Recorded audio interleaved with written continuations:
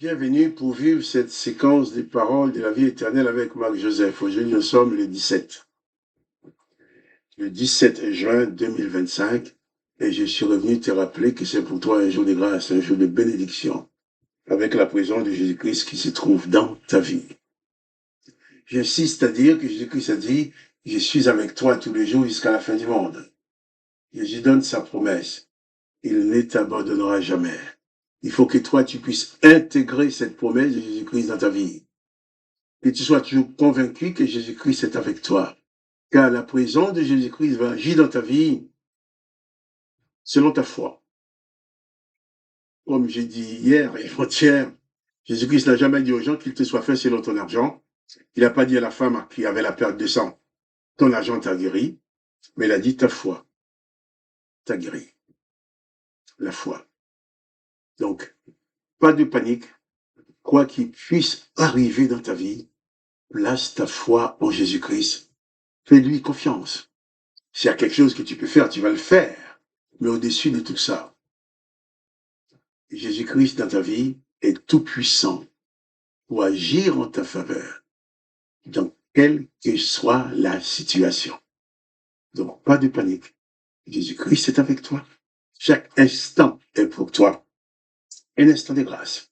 Hier, nous avons, pendant deux jours, là, j'ai parlé de ces faux prédicateurs qui souvent vont aller se faire revertir des puissances diaboliques, faire des miracles qui ne sont pas des vrais miracles de Jésus-Christ. Et ces gens-là, tu vas les reconnaître souvent en ce qu'ils réclament toujours un peu d'argent. Il faut leur donner de l'argent.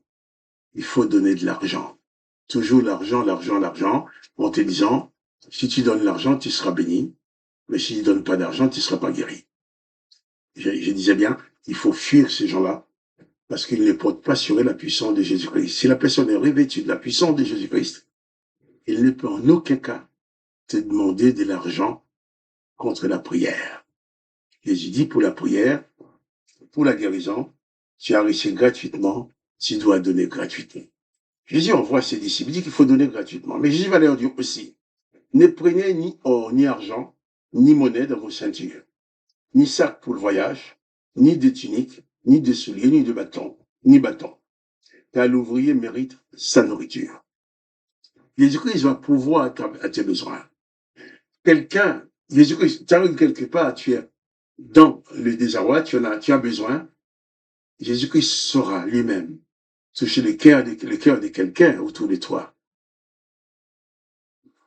qui peut te donner quelque chose, mais pas parce que tu as prié pour lui. Si on te dit de donner parce que la personne prie, dit bon, je vais prier pour toi, mais il faut donner de l'argent, je dis bien, ces gens-là sont diaboliques, ils ne sont pas de Jésus-Christ. Mais dans la vie, tu peux rencontrer un frère ou une sœur qui te dit, tiens, mon frère, je te donne ça. Tu l'as pas demandé, tu n'as fait rien de particulier pour lui, seulement Dieu lui a mis à cœur de te donner. Et ça, tu reçois de Dieu, tu reçois de cette personne-là, et tu remercies le Seigneur Jésus qui a mis à cœur cette personne de t'aider. On appelle ça une offrande. Mais une offrande, ça ne se réclame pas. Si tu réclames, ou on va dire que tu m'en dis, ou on va dire que tu exiges quelque chose, tu as demandé, on t'a donné. Mais pas parce que la personne avait voulu donner. Quiconque te demande de l'argent, parce qu'il a prié, il faut t'éloigner tout de suite de cette personne-là. Tu vas faire avec un voleur et un brigand. Jésus dit, ne prenez ni or, ni argent, ni monnaie dans la ceinture, ni sac pour le voyage, ni des tuniques, ni souliers, ni bâton, car l'ouvrier mérite sa nourriture. Et c'est lui qui donne la nourriture, c'est le Seigneur Jésus qui va toucher les cœurs des gens pour te donner quelque chose. Mais pas parce que tu as prié, pas parce que tu as demandé. Et Jésus continue, il dit, dans quelques villes ou villages que vous entrez, informez-vous s'il s'y trouve quel homme digne de vous recevoir et demeurez chez lui jusqu'à ce que vous partiez. Tu es en mission. Tu es forcément sur une terre ou dans une région lointaine, un endroit lointain, oui, un endroit où tu n'as pas de maison, tu n'as rien. Jésus dit, quand tu arrives dans ce village-là, demandez s'il y a quelqu'un qui soit digne de te recevoir. Et en général, le Seigneur Jésus conduit toujours que tu puisses trouver quelqu'un qui te reçoit en tant que missionnaire, en tant qu'envoyé de Jésus-Christ. Dans quelques villes que vous entriez, informez-vous s'il s'y trouve quelqu'un homme digne de vous recevoir et demeurez chez lui jusqu'à ce que vous partiez. Il ne faut pas aller des portes, aller vivre, coucher à l'un, coucher à l'autre. Jésus, demeurez chez cette personne-là. Et Jésus dit ceci aussi. En entrant dans la maison, saluez-la. Et si la maison est digne, si la maison en est digne, que votre paix vienne sur elle. Mais si elle n'est pas digne, que votre paix retourne à vous. Comprenons bien. Jésus-Christ dit, tu vas arriver quelque part dans une maison, on t'accueille. Tu vas bénir cette maison.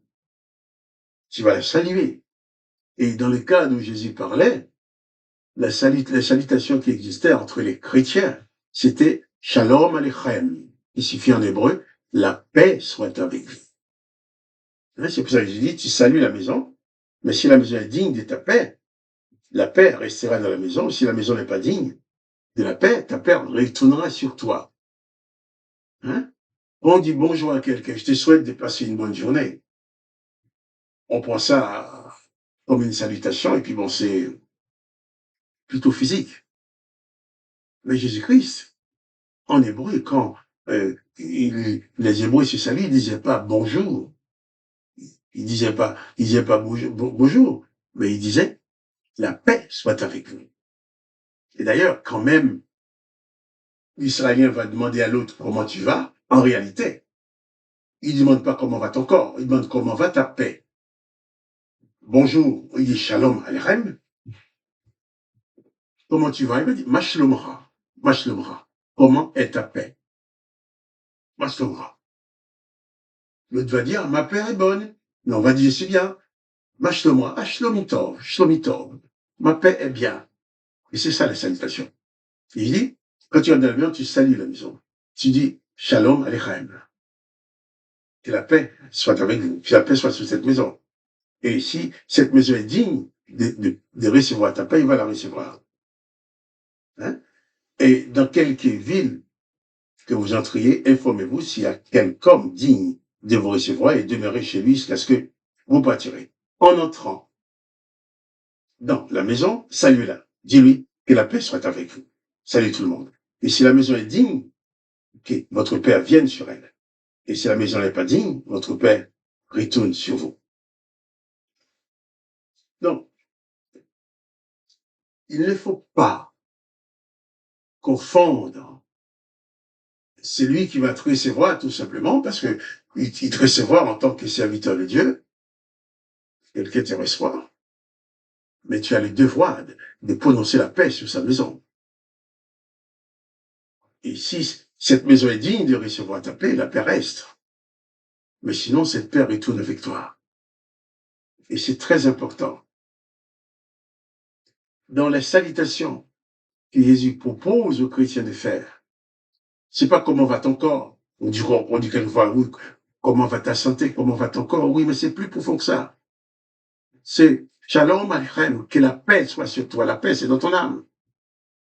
Et quand l'hébreu va dire comment ça va, Mashlomcha, comment est ta paix? Quel est l'état de ta paix? Shlomitov, ma paix est bonne. Hein? Donc, le corps, c'est une chose, mais le but de Jésus, c'est que tu sois en paix. Et que là où tu arrives, tu apportes la paix aussi. Pas la peur. Parce que souvent, il y a des gens qui disent aux autres qu'ils sont serviteurs de Dieu. On doit avoir peur d'eux parce qu'ils ont le pouvoir de maudire et de bénir. Si tu as le pouvoir de maudire et de bénir, tu n'es pas de Jésus-Christ. Si tu es de Jésus-Christ, tu as le pouvoir, le devoir de bénir en toutes circonstances. On reviendra encore sur ces sujets. Mais en attendant, je te dis à demain pour les paroles de la vie éternelle.